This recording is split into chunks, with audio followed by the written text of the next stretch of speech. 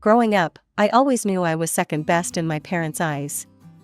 My name is Jody, and for as long as I can remember, my brother Tommy has been the golden child of our family. He's 2 years younger than me, but somehow that never stopped my parents from making it clear who their favorite was. When I was 8 and Tommy was 6, I remember bringing home a report card with mostly B's and 1 A. My mom glanced at it and said, "That's nice, Jody," before putting it on the fridge with a single magnet. When Tommy brought home his report card a week later with all A's, my parents acted like he'd discovered the cure for cancer. They took him out for ice cream and bought him a new video game. "Tommy has such potential," my dad would say, ruffling his hair, "he's going places." I tried not to let it bother me. I wasn't a straight A student like Tommy, but I worked hard. My teachers always said I was one of the most diligent students in class. I read books constantly, fantasy novels, biographies, science books, anything I could get my hands on. I taught myself how to find information in encyclopedias and later on the internet. But somehow, that never impressed my parents. "Books won't get you anywhere if you can't get the grades to match," my mom would say whenever she caught me reading instead of studying. The worst was when Tommy finished 5th grade with straight A's. My parents announced at dinner one night that they were taking him to Disneyland as a reward. "What about Jody?" Tommy asked, looking at me across the table. My dad cleared his throat. "Jody will be staying with Grandma Rose, she hasn't earned it with her grades." I stared at my plate, pushing around my peas. I was 13 then, old enough to understand what they were really saying. I wasn't good enough. Grandma Rose was my mom's mother, and thankfully, she was nothing like her daughter. She lived in a cozy house about 20 minutes from ours, with a garden full of roses and a kitchen that always smelled like cookies. While my parents took Tommy to Disneyland, I spent the week with her. "You know, Jody," she said one night as we sat on her porch swing, "your parents don't understand what they're doing. Children should be loved equally, each child is different, with different talents and strengths. Your parents, they think they're doing right by Tommy, but they're hurting both of you in the process." My relationship with Tommy was complicated. We weren't close, but he never treated me badly either.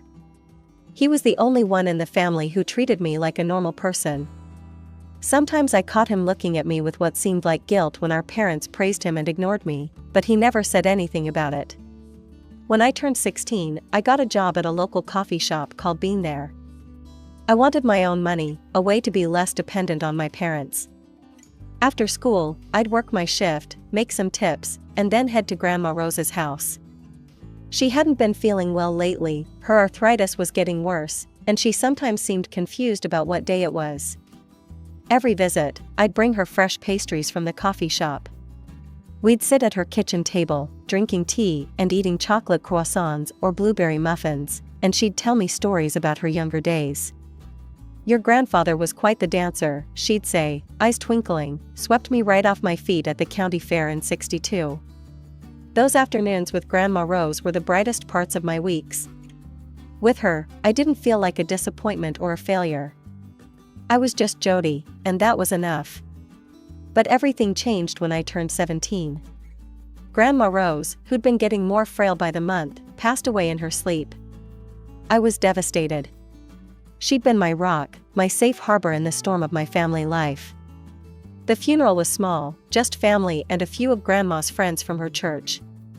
My parents stood stiff and formal, my mom dabbing occasionally at her dry eyes with a tissue. Tommy stood beside me and actually put his hand on my shoulder when I started crying during the eulogy. A week after the funeral, we all gathered in a lawyer's office for the reading of Grandma Rose's will. I wasn't expecting anything, I'd never thought about Grandma's money or possessions. I just missed her. The lawyer, a balding man with round glasses, cleared his throat and began reading, "To my daughter, Margaret Williams, I leave my house and all its contents." My mom nodded, like she'd been expecting this. "To my grandchildren, Jody and Thomas Williams, I leave my savings, to be divided equally between them, $100,000 each, to be placed in separate accounts which they may access upon turning 18 years of age." My mouth fell open, I couldn't believe it, $100,000? That was more money than I could imagine. And Grandma had left it to me, to me and Tommy, equally. I glanced at my parents. My dad's face was red, and my mom's lips were pressed into a thin line. They didn't look happy, they looked angry. The next morning at breakfast, the storm broke. "So, Jody," my mom said, her voice falsely sweet, "what are you planning to do with that money from your grandmother?" I looked up from my cereal. I thought I'd use it for college tuition. My dad snorted. Tommy kept his eyes on his plate. "College?" My mom laughed. "Honey, let's be realistic. You can keep working at that coffee shop, it suits you." I stared at her, confused. "What do you mean?" "What your mother means," my dad cut in, "is that Tommy is the one who needs that money for college. He dreams of Princeton, you know, that's a prestigious school, much more expensive than any place you'd get into." "But Grandma left the money to both of us," I said. "Yes, but Tommy needs it more," my mom insisted. "He's got real potential, you should give your share to him." I couldn't believe what I was hearing. "No," I said, my voice shaking, "that's my money, Grandma wanted me to have it." "Selfish," my mother spat, her face flushed with anger. "After everything we've done for you." "What exactly have you done for me?" I asked, surprising myself with my boldness. "You've always favored Tommy. You took him to Disneyland and left me behind. You've never once celebrated my achievements." "Don't be so dramatic," my dad said, dismissing me with a wave.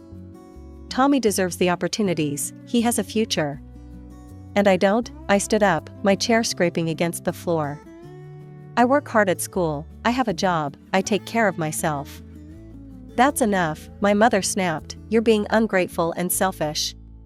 Tommy needs that money more than you do." I looked at Tommy, who was staring at his plate, refusing to meet my eyes. "It's not your fault," I told him, "but I'm not giving up my inheritance."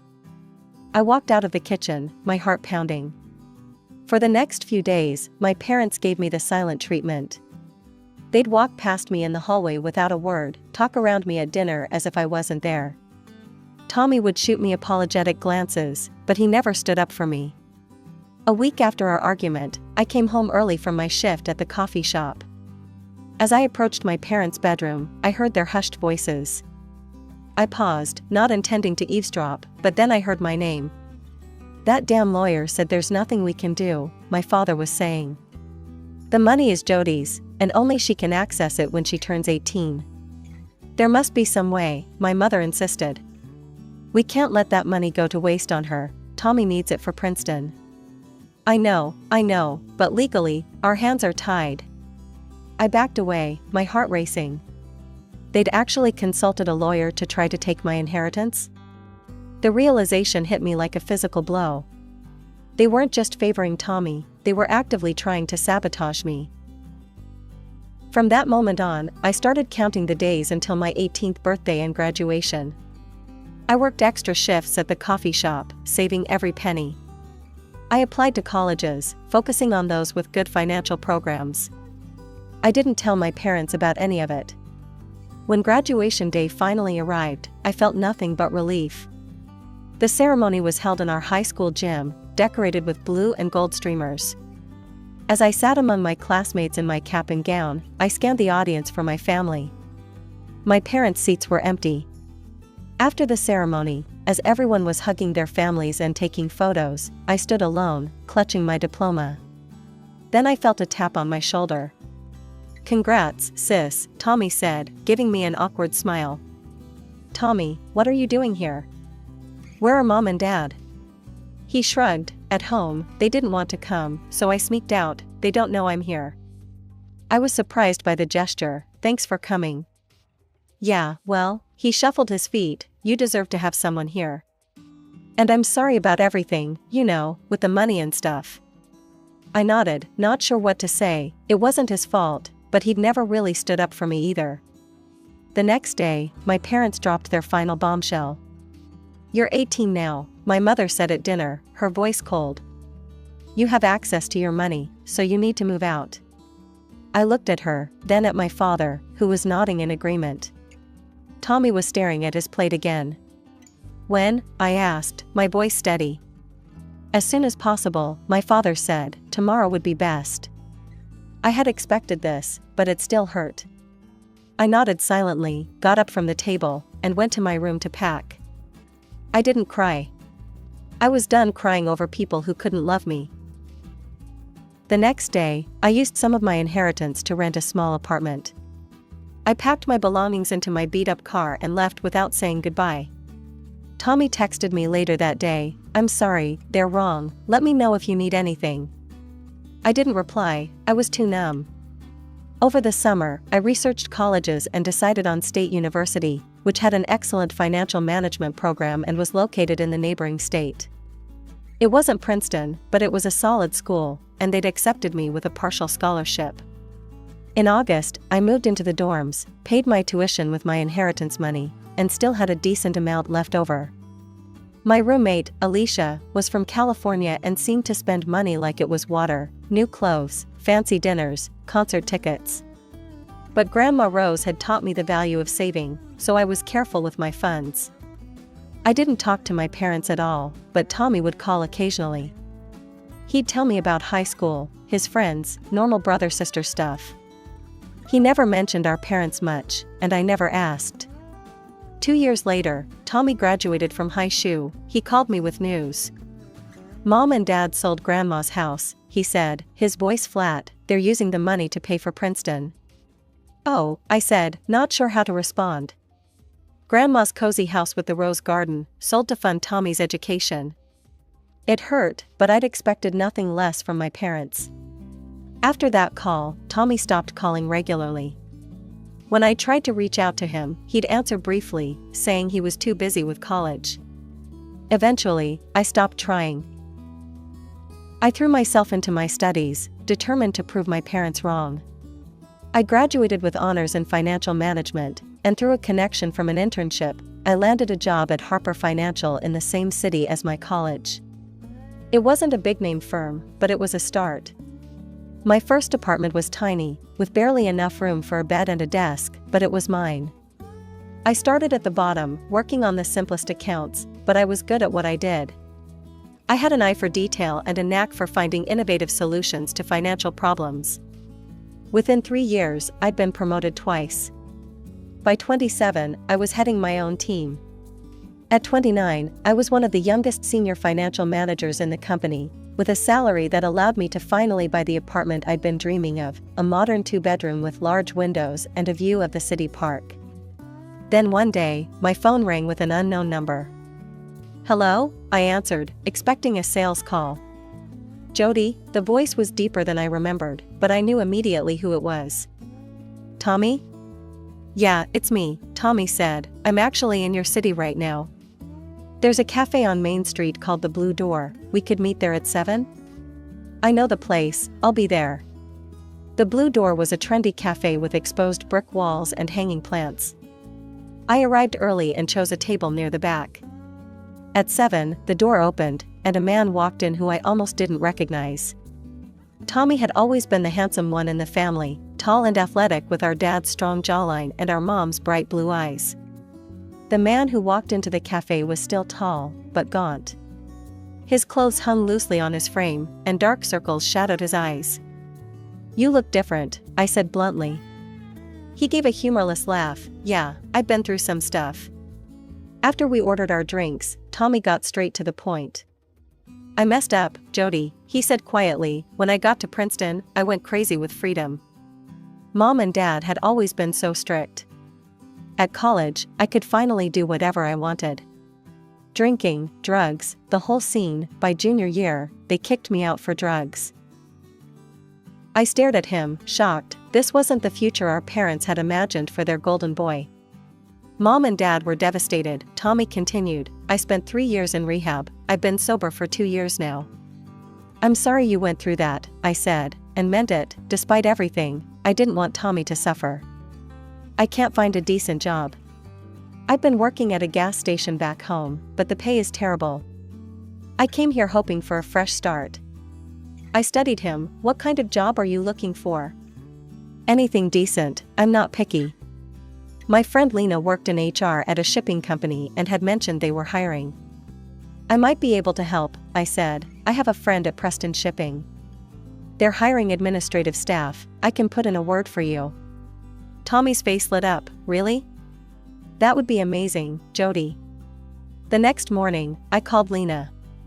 She arranged an interview for Tommy, and by the end of the week, he had the job. It wasn't glamorous, mostly filing paperwork and data entry, but it was a start. Over the next few months, Tommy and I reconnected. We'd meet for coffee or dinner once a week. He seemed committed to staying clean and rebuilding his life. During one of our dinners, Tommy mentioned our parents. "I tried to tell them about you," he said, pushing pasta around his plate, "about how well you're doing with your career and everything." "What did they say?" I asked, trying to sound indifferent. Tommy looked uncomfortable. "They cut me off before I could even get started. Dad said he wasn't interested in hearing about you, and Mom just changed the subject. They have no idea how successful you've become." 6 months after Tommy started his new job, he came to me with a problem. "Mom and Dad are in financial trouble," he said as we sat in a cafe. "They've got medical bills, credit card debt, and they're behind on the mortgage. They might lose the house." I felt a twist of vindictive pleasure, followed immediately by guilt. "That's unfortunate," I said neutrally. "I was thinking," Tommy said hesitantly, "maybe you could help them out? Just until they get back on their feet?" I was about to refuse, but something stopped me. The memory of Grandma Rose's voice, "Children should be loved equally." She would have wanted me to help, despite everything. "How much do they need?" I asked. $2,000 a month would cover the mortgage and help with the other bills.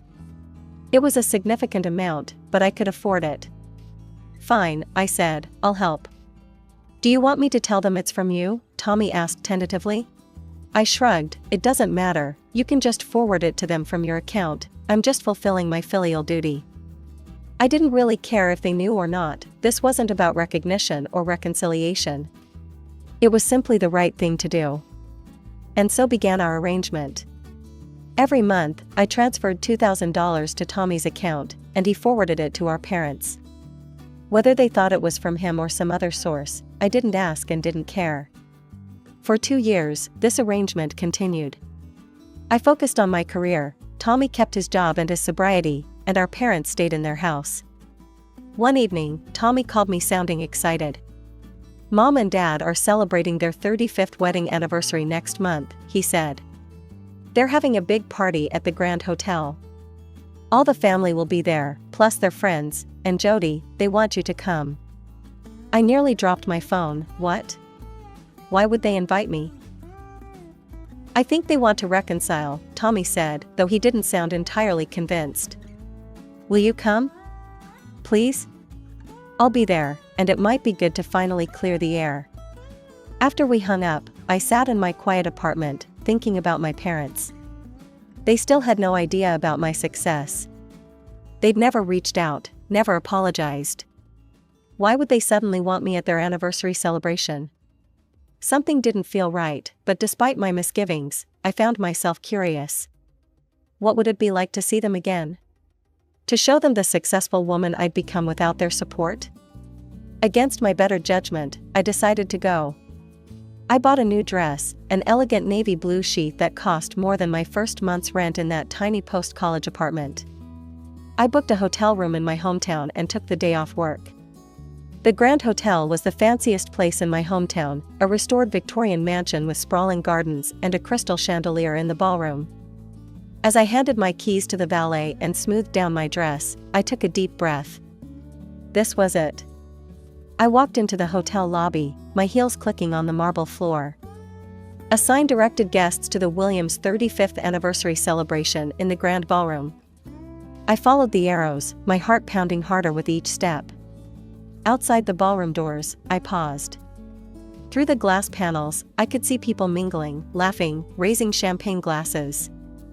I spotted my mother in a silver dress, accepting congratulations from a group of women. My father stood nearby, looking distinguished in a dark suit. Tommy had said he'd meet me outside, but he wasn't here yet. I checked my watch. I was exactly on time. Taking another deep breath, I pushed open the doors and stepped into the ballroom alone. The ballroom fell silent as I entered. Several people turned to stare, whispering to each other. I recognized distant relatives and family friends, people I hadn't seen in over a decade. I spotted my brother across the room, standing near our parents. His eyes widened when he saw me, and he hurried over. "Jody, you came," he said, giving me a quick hug. "I was about to text you." "I said I would come," I replied, scanning the room. Tommy led me through the crowd to our parents. My mother saw me approaching and whispered something to my father. His expression hardened. "Mom, Dad," Tommy said when we reached them, "look who's here." My mother forced a smile that didn't reach her eyes. "Jody, we weren't sure you'd come." "Yet you invited me," I said. An awkward silence fell between us, then my mother led me through the ballroom to the farthest table, tucked in a corner. She pointed to a chair with a name card on it. I looked down and froze. The card read "Failure" in elegant calligraphy. "Is this a joke?" I asked, my voice surprisingly steady. My mother's fake smile dropped. "You know exactly what you are," she said, loud enough for nearby guests to hear. "Everyone here knows it too. Tommy has been supporting us for 2 years while you've been off living selfishly on your inheritance. You haven't sent us a single cent." Tommy appeared at my side, his face pale. "Don't make a scene," he begged me, "just sit down, we can talk about this later." I looked at the failure name card, then at my mother's satisfied smirk. A strange calm descended over me. I picked up the name card, nodded, and sat down at my assigned seat. I placed the failure card prominently in front of me where everyone could see it. The dinner began. I ate silently, ignored by the other guests at my table. Finally, the time came for toasts. My father spoke first, thanking everyone for coming. Various relatives followed with warm wishes. When the toast seemed to be winding down, I stood up, champagne glass in hand. The room fell silent again. My mother's face darkened, but she could hardly stop me from giving a toast without creating a scene. "I'd like to say a few words," I announced, "to my parents, on their 35th anniversary. I raised my glass. Many of you know me as the family disappointment, the failure." I gestured to my name card. "What you may not know is that for the past 2 years, I've been sending my brother $2,000 every month to support our parents." Gasps rippled through the crowd. My mother's face went white. "That's right," I continued, "that mortgage payment, me. Those medical bills, me. The money came from me, not Tommy, he was just the middleman." I turned to face my parents directly. I did it because despite everything, I thought it was the right thing to do. But I see now that nothing will ever be enough for you. So consider tonight my resignation from that responsibility. I set down my glass and picked up my purse. "Congratulations on 35 years of marriage, may you enjoy many more, without my financial support." I had just reached my car when I heard voices calling my name. My parents were hurrying across the parking lot toward me. "Jody, wait," my father called, "we need to talk about this." "There's nothing to talk about," I said, unlocking my car. "You can't just cut us off," my mother said, her earlier hostility replaced by panic. "We need that money. You should have thought of that before you labeled me a failure in front of everyone we know." "We didn't mean it," my father said quickly, "it was just a joke that went too far." I laughed. "A joke? Like when you told me I wasn't worth college? Or when you kicked me out the day after graduation? Were those jokes too?" They had no answer for that. "For years, I tried to earn your approval," I said. "And still, the only thing you value me for is my money, which you didn't even know was mine until tonight." I got into my car. "Don't call me, don't text me, we're done." A week later, Tommy came to see me. "I just wanted to apologize," he said. "What they did was horrible, and I had no idea they were planning it." "I believe you," I replied, "but it's over now." I meant what I said, I'm not helping them anymore.